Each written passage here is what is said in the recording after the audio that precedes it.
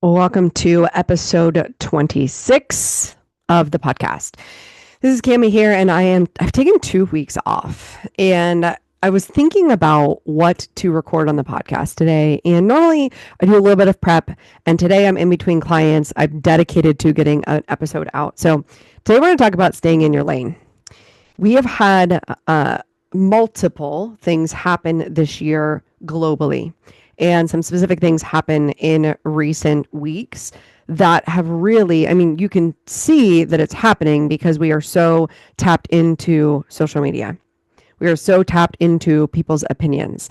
We're so tapped into people telling us the right way and the wrong way to do things and to respond to things. And initially, I thought about making a response, and all of these things that have happened in the past few weeks, I actually made a live video on one of the days that I was hosting virtual breathwork. And the thing I want to present today is your emotions are your emotions, and you are allowed to have your emotional response to anything that goes on in the world. Me as a coach, I remain a neutral observer of the world. And I intentionally don't post about politics for the reason that I have clients on both sides of the aisle with strong opinions. And my job is to hold space for their feelings and their thoughts and to help them process whatever is going on for them and how it's impacting and affecting their lives. So the reason I say that is because as all these things were going on in the world, I was watching myself really wanting to hear other people's opinions. I was wanting leaders to step up, tell me what to think, tell me how to feel, tell me the opinions I should be thinking. And I went and watched a lot of videos, a lot of podcasts. I saw commentary. I watched a lot of things, and I am a very curious person that likes to listen and see and hear and sense multiple people's perspectives. But what I also noticed is we are always looking for somebody outside of us to tell us how to think, how to feel, what to do next. And so I went within over the past 2 weeks to build up self-leadership. And self-leadership is really coming back to what is important to me. What is my vision? What are my values? How do I want to show up when whatever XYZ is going on in the world?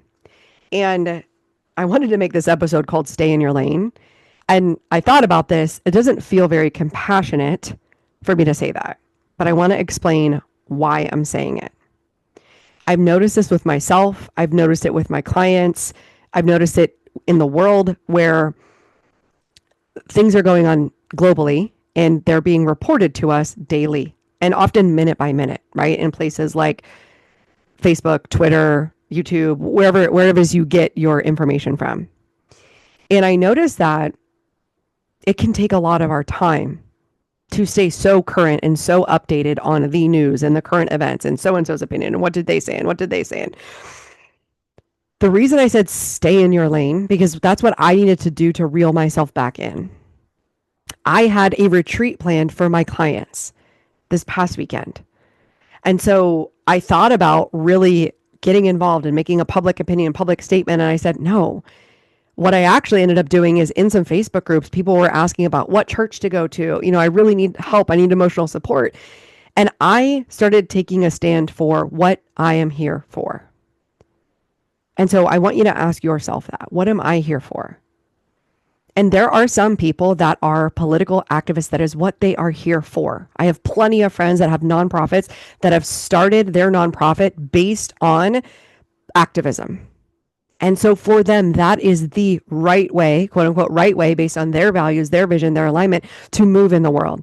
And that is what they are here for. There are other people that they are here for raising a family and being there for their kids and being the emotional stability and support for their children in a world that is inherently uncertain. There are other people that have a business service or a business product to deliver, and staying in their lane means showing up for your clients day to day, no matter what's going on in the world. And so that is where I fell in these past 2 weeks. Was my priority was showing up for my clients. Firstly, showing up for myself. There was emotional processing I needed to do. I ended up being with myself, allowing myself to emotionally process. I ended up holding space for my clients through breath work. And I spent a lot of time reflecting and going inward because I had to consider, how do I want to be as a coach when these things are going on in the world? Because sometimes you feel like it's not right to not say something.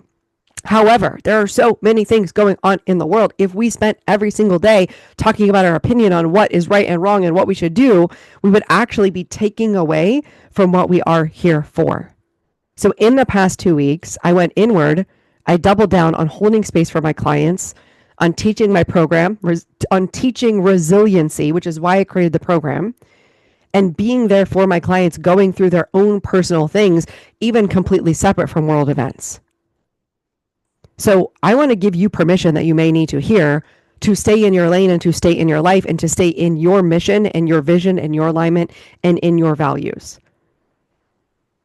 It can feel like we're supposed to be doing something more or extra, but I want you to actually get back to what you're here for day to day. Showing up for your family, showing up for your friends, having a joyful moment. Last week, I also got invited to speak at an event for helping professionals that are seeing crises day in and day out. And I taught them these 3 pillars. I called the talk the stigma of self-care. Whenever there's so much going on in the world and there's so many people suffering, we oftentimes feel a responsibility to keep looking and keep engaging and keep watching. It's almost like looking at a train wreck and not wanting to look away. But what I told them was, you are allowed to be playful, to practice playfulness. You are allowed, and it is very beneficial for your nervous system to be in connection with others and not even have to be talking about the world events.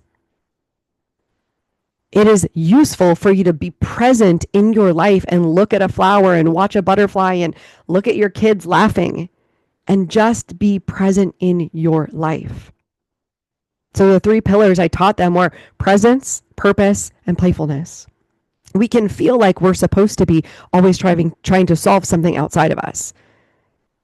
But what I've seen in my own life, in my client's life, and collectively is when you are so laser focused in on your mission, what are you here for specifically?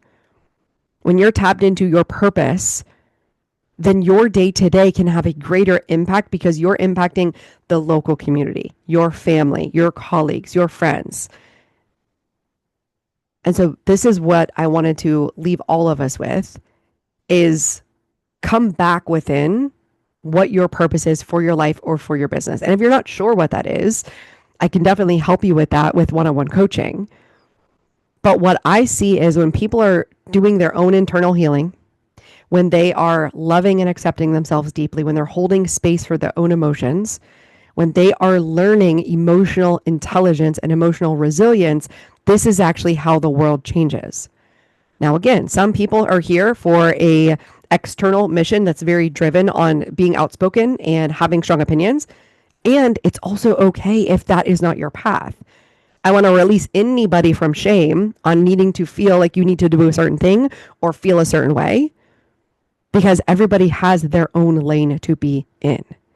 And I've let myself off the hook many times for realizing that I want to remain a safe place for all of my clients from all walks of life with all opinions.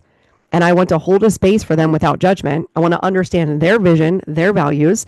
And when I'm coaching them on their vision and their values. Not necessarily my opinions or how I would see things. I want to hear what it is that they want. And then I want to hear what their values are. And then my question is always, is the way that you're thinking and is the way that you're feeling, the feelings that you're creating from your thinking, is it useful? Is it useful and is it in alignment with the vision that you want to create? And if it's not, then we consider, how can we think about this differently? Can we let go of this ideology? Can we let go of this thought? Can we maybe realize that that's how we used to think and maybe that's not relevant or useful anymore for the direction we want to go to in our lives? And I'll give you an example from this recent retreat. And if you were not able to make this retreat, we have the next one scheduled already on November 9th, 2025 in Fayetteville, North Carolina. So if you are interested in coming to a business and breathwork retreat, we will also include vision boarding in that retreat. You can reach out to me and get your ticket. But as we tapped into that retreat, we did a visualization.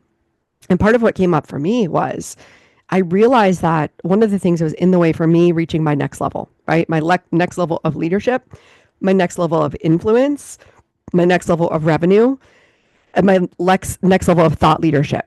I'm getting ready to pitch my second book, and I'm going to pitch that book to a traditional publisher. And I realized one of the things that keeps holding me back is this feeling of being so big, right? Having so many eyes watching me. And I for the longest time, I always thought like I'm afraid for people to cancel me. I'm afraid to be like people to not like me. I'm afraid to be rejected. But I actually realized like that my deeper fear is I'm afraid to be loved by too many people. Like I'm afraid that it would be so overwhelming if too many people love me and I have too many fans, too many followers. And I realized that would feel so overwhelming. I didn't know how to hold space for it. I didn't know how to feel loved. And as I'm still unpacking this, I'll continue to unpack this in my own private breathwork journeys. But as I was unpacking this, I realized that this is the work that we're all doing, is to become vulnerable and honest with ourselves, to become truthful with ourselves, to focus on our vision, our mission, our values, and then to bridge the gap on how to get there. And so for me, this is my dedication. This is my commitment to showing up in a bigger way, being seen and loved bigger. I now know in the past 18 months of experiencing rejection and really processing rejection sensitivity that I can handle that. I can handle the rejection. But what I'm leaning into now is handling and allowing all of the love. And the reason I bring this up is because there's been a couple times where there have been people who have like coaches who have large followings, and people are just so dedicated to the coach. And I'll just use an example, Tony Robbins. I was always like, I don't understand how they're so dedicated to this coach. Like it's almost, and I'm going to use the word cult. I don't really believe that coaching is a cult, but like when I see people love their coach or this person so much, like even with Taylor Swift, like all these people that I just don't get it. Like I've never had this attachment to somebody where like I followed them and I loved them and I would defend them fiercely. And I was thinking about that. I was like, oh, that's the thing I'm afraid. Like I'm afraid of somebody loving me that much, to wanting to defend me that much, to wanting to like be such a fan and do all of my programs. And I think part of it is because, and I think we all have this layer of like shame of like, do you know, I'm actually like a mean person sometimes? Like, do you know, I'm actually like a bitch sometimes? Do you know that like, I'm not perfect. Like my house is a mess and my finances could be better. Like it's like this feeling of like, I don't deserve to have that much of a fanship, a fan base to follow me everywhere.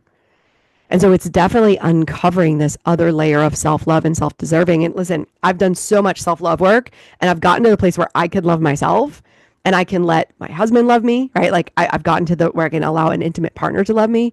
But now I'm on this next layer, of like allowing strangers to love me for what I would consider like no reason, right? Like to allow them to kind of put me up on a pedestal and like allow them to see one version of me.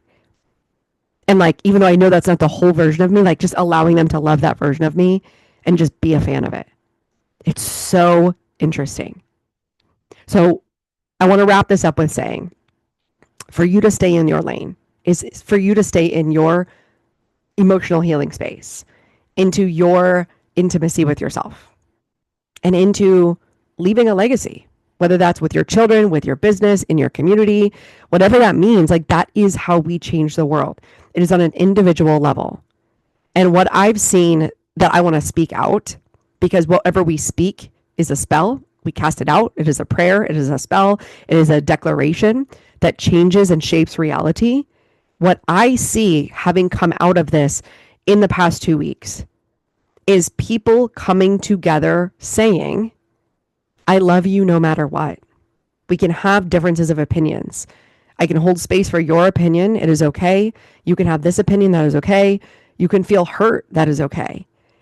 And just allowing and witnessing one another without an activation or a judgment or a response. Now, again, your also activation and response is also valid. All of that is valid. And the way that we allow all of that is to allow the emotion to come up without judgment, to love and accept ourselves no matter what comes up, and to then move forward into What are my values? How do I want to move forward in this? When I'm triggered, when I'm sensitive, when I'm feeling something. Now, how do I want to move forward after I've allowed time and space for the emotional processing, and then I've allowed myself to decide what's the story I want to tell and how do I want to move forward. So I want this to live as a video that you come back to anytime things are going on in the world, anytime things are going on in interpersonal relationships, and to allow yourself to reflect. What are my values? What's my vision? What's my mission and purpose? Can I hold space for any emotion that's coming up without judgment? But then at the same time, can I decide how I want to move forward, how I want to tell this story? And so I wanted to come forward and tell this story of what I am seeing is I am seeing very rational, loving people coming together saying, hey, I see a lot of spaces where we agree here. I see a lot of spaces where we want the best for humanity. And what I always remember, I've been listening to a lot of Greg Braden recently. You can find him over on YouTube as well. Remembering that whatever we pray for it as already done. We go into the dimension, we go into the feeling and the vibration of it already being done. And then we speak about what we want to see more of, because whatever we speak about, we bring about. So I love seeing more of people having compassionate, loving conversations, people coming together in diverse groups to do their own healing. And so for me, it was an honor to be able to hold a retreat, a business and breathwork retreat, where women could come together, process trauma, feel their feelings, be very vulnerable and transparent and feel safe to do so, and walk out of that retreat feeling renewed, feeling like they were in their lane, they were in their purpose. And so this for me has allowed me to double down on offering retreats.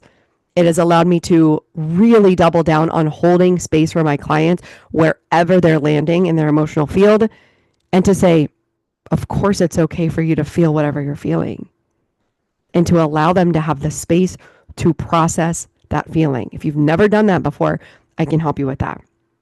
So that's all I want to say for today. I will be back next week with another episode. Please go ahead and follow me here on YouTube. My goal here is to reach 1,000 followers on YouTube. Once we have 1,000 on YouTube, I will go ahead and put all of these episodes over onto your regular podcast platforms. But my goal is to go and grow this YouTube channel up to 1,000, because I am stepping into my purpose. I want to be able to impact more people. And that means that I'm allowing myself to be seen and loved by more people. So please like this, share it, subscribe to the channel, with a goal here of us getting to 1,000 followers. I will see you next week. Bye for now.